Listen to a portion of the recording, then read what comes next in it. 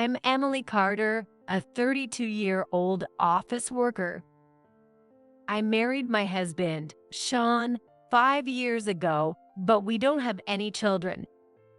Currently, I'm a part-time homemaker, striving daily to balance work and household chores. Lately, Sean has been making excuses like I'm busy with work and spending less time at home. Sean, you seem busy with work lately. Will you be home late again today? Yeah, I've got a lot on my plate with a new project. Even when Sean is home, he seems to be frequently messaging someone. Sean, who are you messaging? It's just a coworker. Nothing to worry about. I've been feeling uneasy these days. I have a sister named Mary. Mary is 29 years old, a stay-at-home mom, and has a 5-year-old son named Harold. She seemed happy when she first got married, but recently she's been neglecting housework and childcare and going out more often. Mary's husband, John, is an engineer and has a busy daily schedule, so it took him a while to notice his wife's behavior.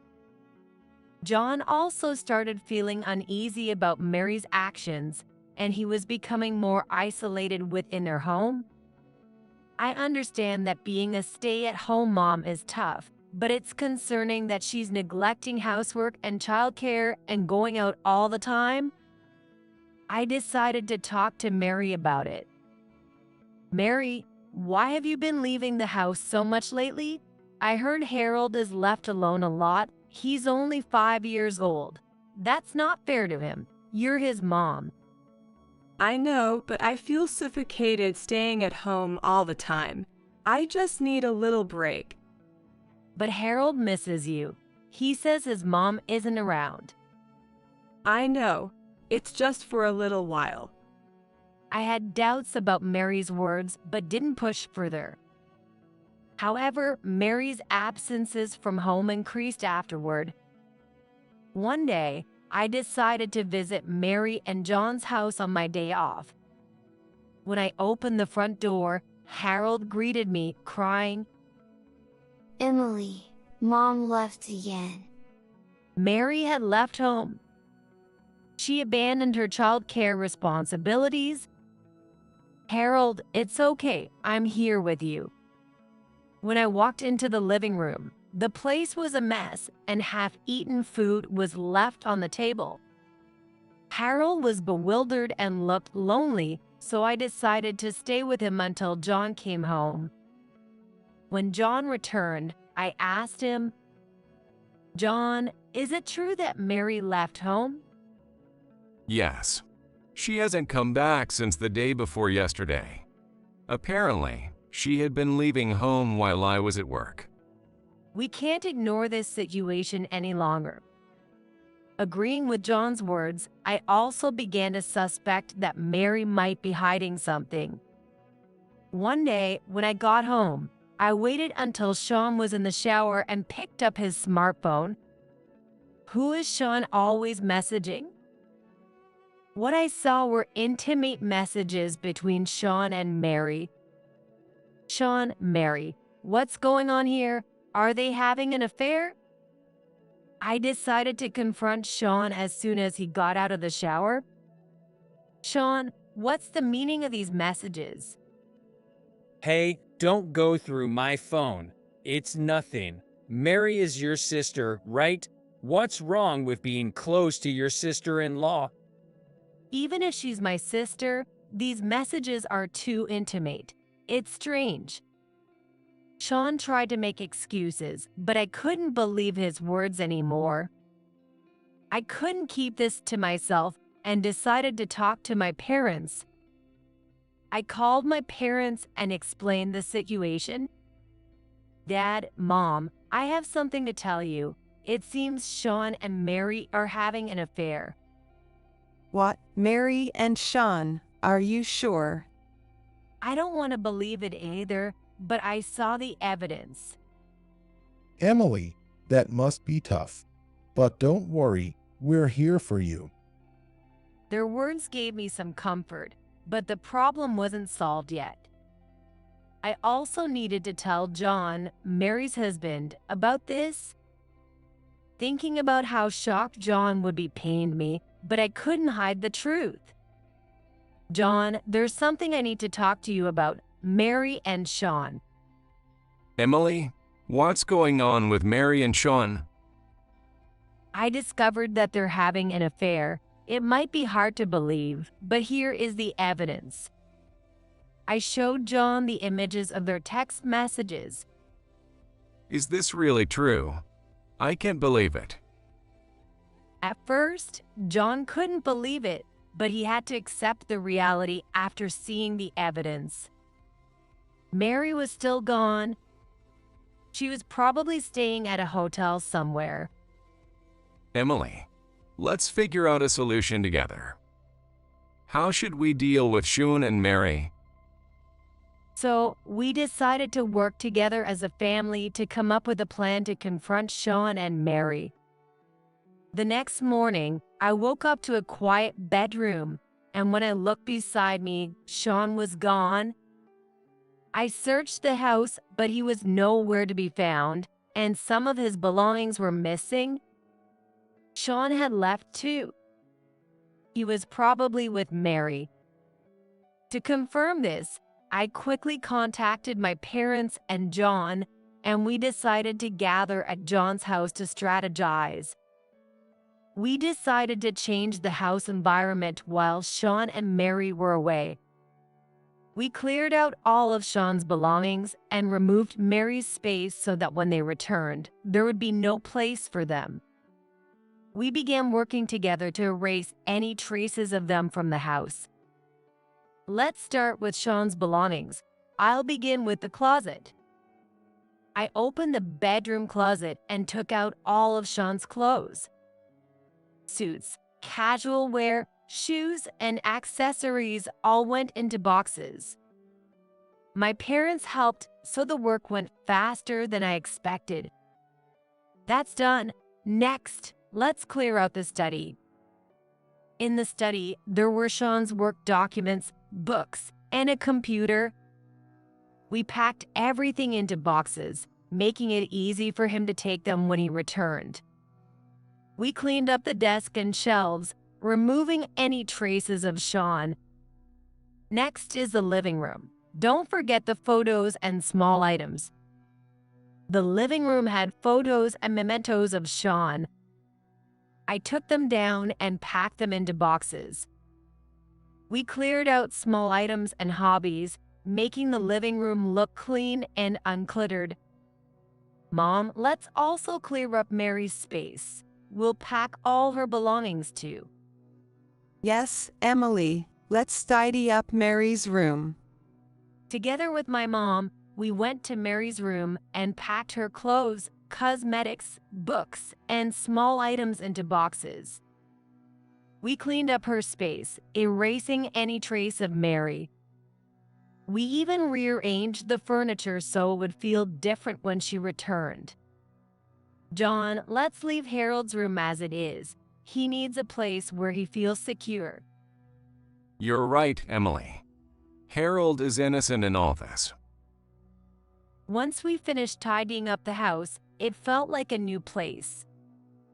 We erased all traces of Sean and Mary, so when they returned, they would feel out of place. Now we're ready. I wonder how they'll react when they come back. Emily, this is going to feel good. We'll make them understand the consequences of their actions. Yes, Mom, but this is just the beginning. We'll keep a close eye on how they respond.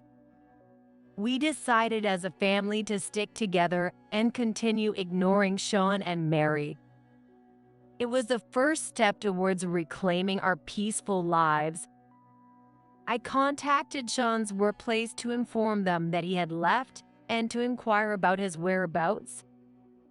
Emily, are you sure about this? Contacting his workplace is quite a risk.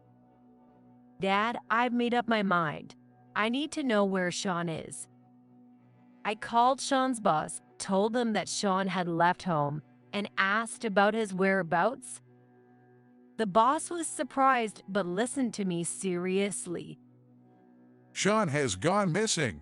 I see. Sean has taken some time off. I don't know his exact location, but he mentioned taking a vacation. I understand. I'm sorry for any inconvenience. Please let me know if you hear anything. Although I didn't get specific information about Sean's location, I was somewhat relieved to know that he was on leave and not missing from work without notice. Emily, at least now we have some idea of Sean's movements, but we still need to find out exactly where he is.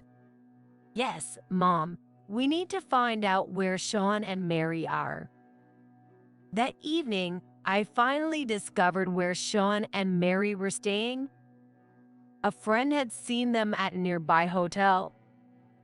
Thanks to this crucial information, their whereabouts were finally revealed. Dad, Mom, John, I found out where Sean and Mary are staying. They're at a nearby hotel. I see.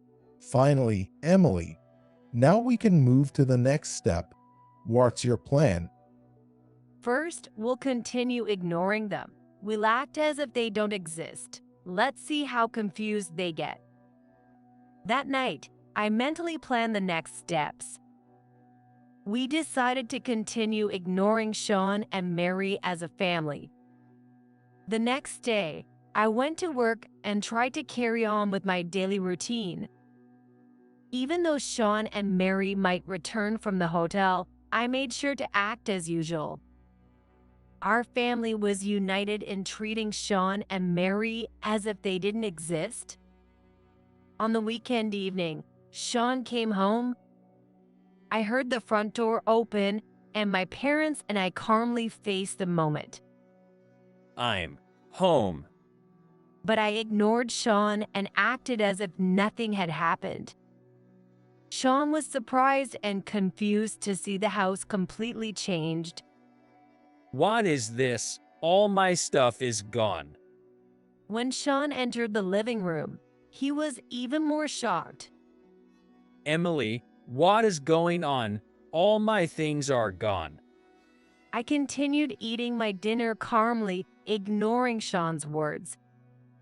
My parents also ignored him and continued eating. Emily, listen to me. Meanwhile, Mary returned to John's house. When she opened the front door, she saw John and Harold watching TV in the living room. Mary stood there, shocked and confused. I'm home. However, John and Harold ignored her and continued watching the TV as if nothing had happened. John seemed to enjoy his time with Harold, completely ignoring Mary. Harold, too, focused on the TV with a blank expression. John, why is this happening? All my stuff is gone. John and Harold continued watching the TV, chatting happily without paying any attention to Mary's return. Harold, what did you do at kindergarten today? Today, I did some drawing, Dad. Sean and Mary stood stunned in their respective homes. Sean, standing in the living room, wore a look of confusion and bewilderment. But we decided to completely ignore him and continue with our daily lives. Emily, please listen to me.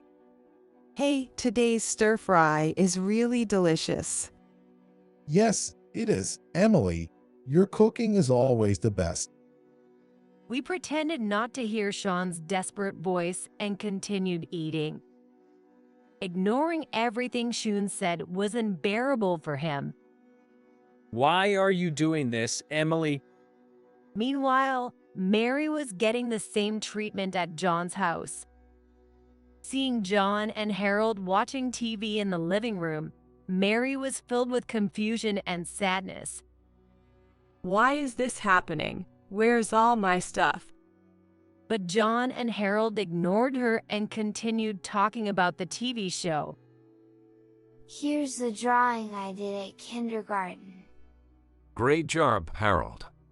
I'd love to draw with you sometime. John, Harold, please listen to me. Mary's tearful plea had no effect, and John and Harold continued their conversation with smiles. Mary stood there, not knowing what to do, feeling completely lost. As days went by, Sean and Mary felt increasingly isolated as they continued to be ignored at home. Emily, please listen to me. We were wrong. We regret it. Sean, we've decided to treat you as if you don't exist. If you regret it, do so on your own. We coldly brushed him off, continuing to ignore everything he said. The isolation at home was unbearable for Sean. Mary faced the same situation. John and Harold showed no interest in her and continued ignoring her pleas. John, Harold, please listen to me. Dad, I played with my friends at kindergarten today. That sounds fun, Harold. Realizing she was completely ignored, Mary felt more isolated. As a family, we united to treat Sean and Mary as if they didn't exist, gradually increasing their mental burden. They had lost their place in the family. Days of being ignored at home continued for Sean. Sean decided to return to work after his leave, hoping to break the situation even a little. In the morning, Sean walked to work with heavy steps. As he entered the office building, all his coworkers' eyes turned toward him. Feeling uncomfortable under their gaze, he tried to act as normal as possible. Good morning. Morning, Sharon. Haven't seen you around lately. What's up? Just some family issues.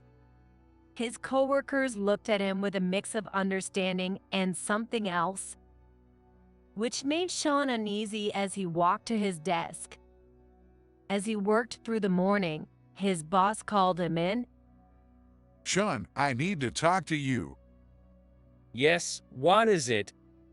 Entering his boss's office, the door closed behind them, creating a private space. Sean, what's going on? I got a call from your wife saying you left home. Sean's face showed surprise and confusion.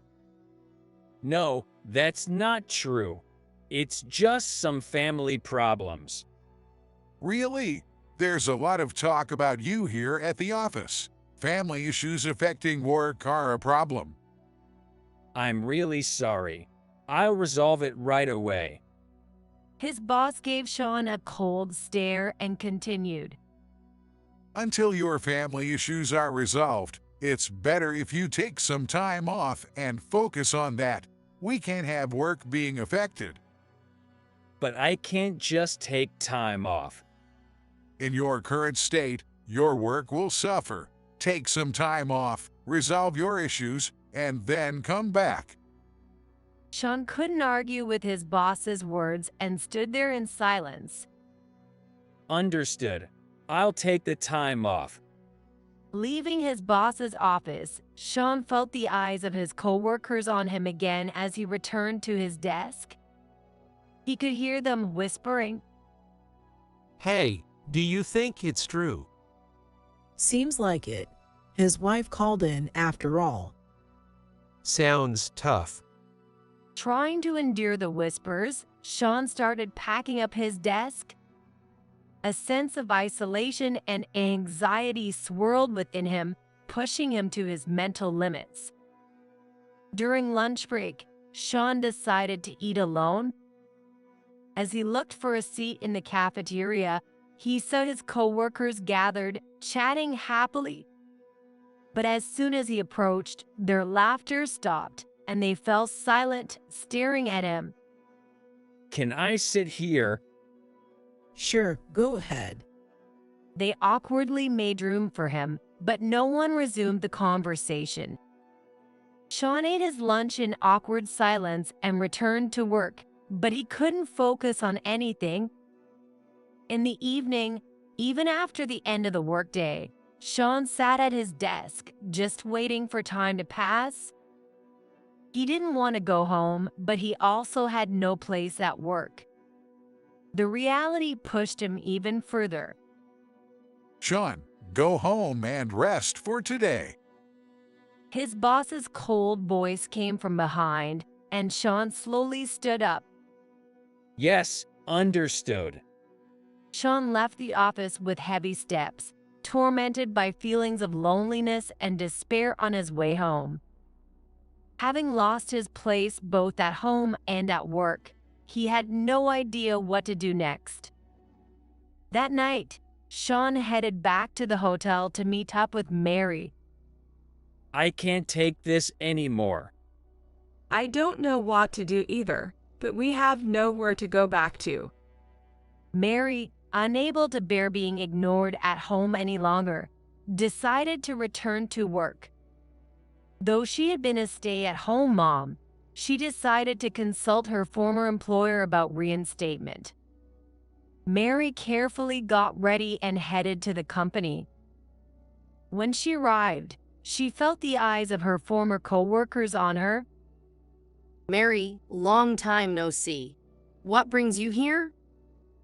I have some personal issues and would like to return to work. Her co-workers looked at her with understanding, but also something else in their expressions. Feeling their gazes, Mary headed to the HR department. She requested a meeting with the HR manager, who promptly attended to her.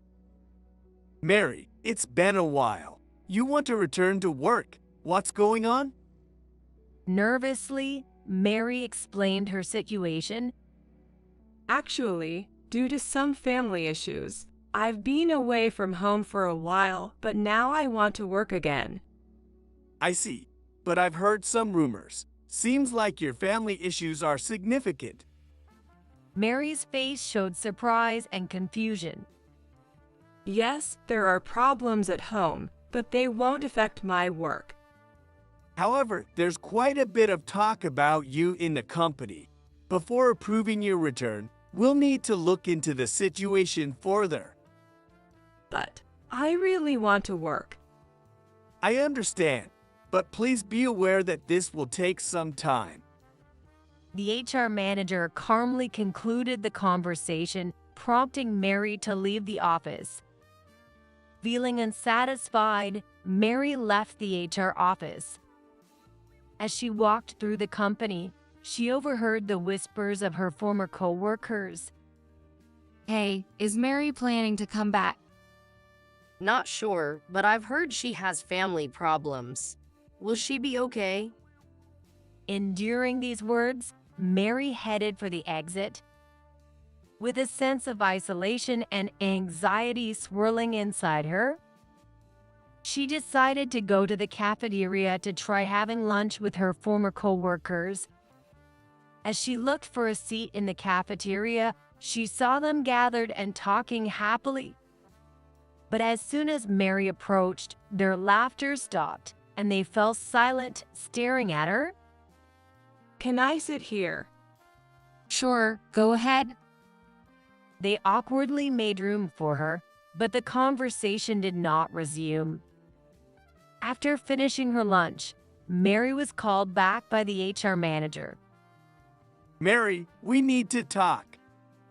Yes, what is it? Regarding your request to return to work, we've determined that it's not possible under the current circumstances. You should focus on your family issues for now. Mary was shocked. But I want to work. My family issues won't affect my job. I'm sorry, but as a company, we can't take that risk. Please come back once your issues are resolved.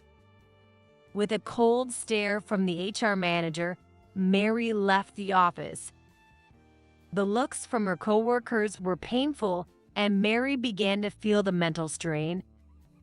Having lost her place both at home and at work, Mary had no idea what to do next. That night, Mary headed back to the hotel to meet up with Sean. Sean, I can't take this anymore. What should we do? Mary, I don't know either, but we definitely have nowhere to go back to. They both felt the full weight of the consequences of their actions. That night, I decided to advance our plan with my family. We decided to expose Sean's affair at his workplace to corner him and Mary further. Mom, we're going to take this a step further. I'm going to let Sean's workplace know about the affair. Got it, Emily. We'll support you. So let's do this together. I headed to Sean's workplace. At the reception, I asked to see Sean's boss, and I was soon escorted in. Emily, what brings you here? As Sean's boss welcomed me, I began to speak with determination. I need to talk to you about Sean. You might know he's been taking time off due to family issues, but I want to tell you the details. Details? What kind of issues? I took a deep breath and continued. The truth is, Sean has been having an affair with my sister, Mary. This has caused serious problems at home, and that's why he left. Sean's boss looked shocked and confused. Is that true? Yes, here is the evidence. I showed him the screenshots of the messages between Sean and Mary. The boss reviewed the content and thought deeply. This is a serious issue. It will undoubtedly affect the workplace. Understood. We need to address Sean's actions seriously. Trust within the workplace is crucial. The boss decided to report Sean's affair to the company's ethics committee. Thank you, Emily. We'll take appropriate action as a company. Thank you. I hope this helps improve the situation even a little. I thanked the boss and left the office. The next day, Sean was called in by his boss and went to the office, but the atmosphere had changed drastically. The looks directed at Sean were even colder, and he overheard the whispers of his coworkers. Hey, is it true? Sean's having an affair. Seems like it. And with his wife's sister, no less. Unbelievable. How? How did they find out? Sean was summoned by his boss and questioned with a stern attitude. Sean, have a seat. His boss spoke in a calm tone, but his words were unforgiving. Sean, to be honest, your family issues are significantly affecting the workplace.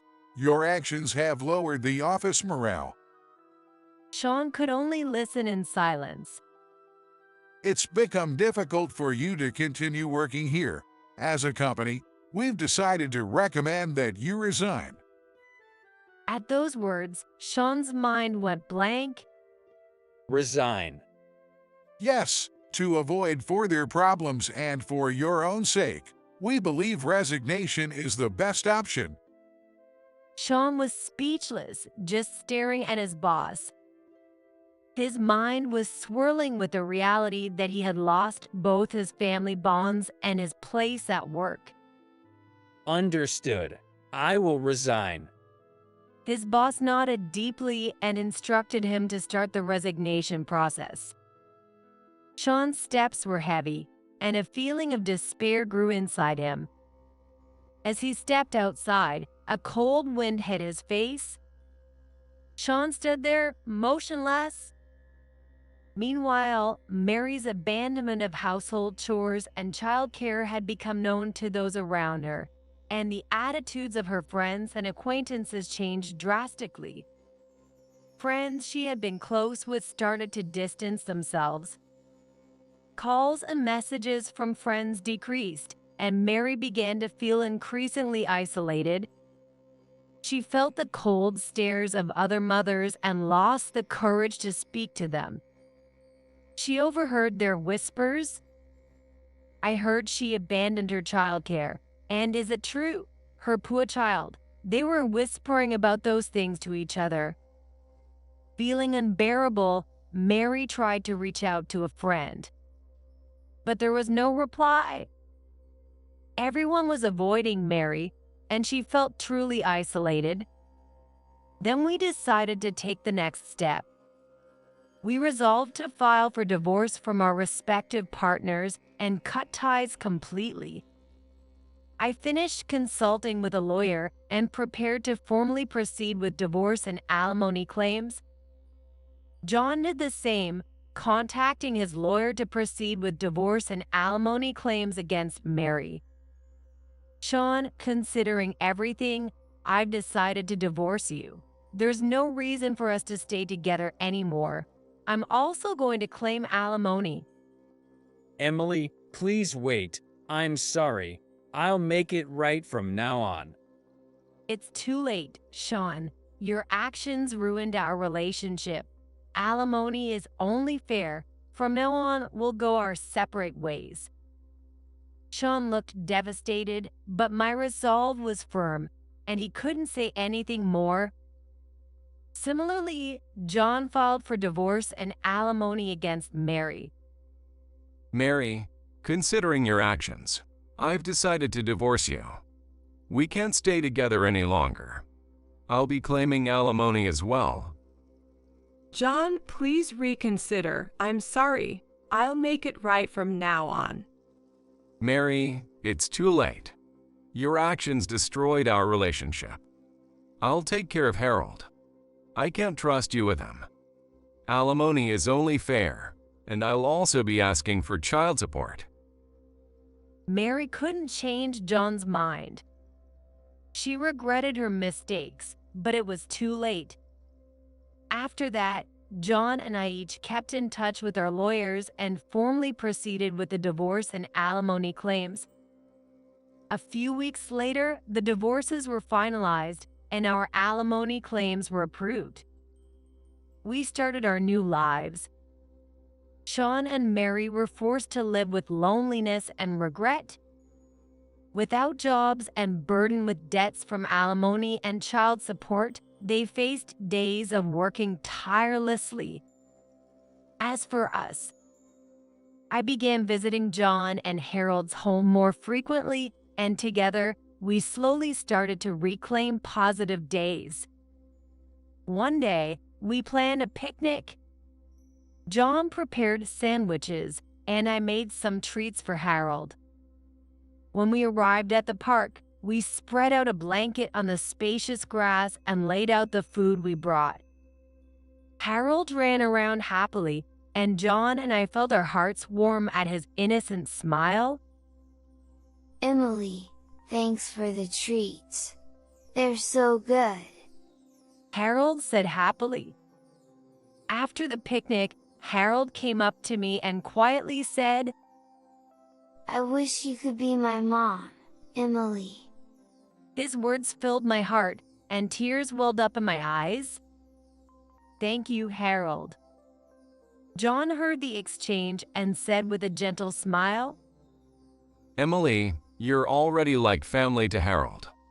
Let's keep spending time together.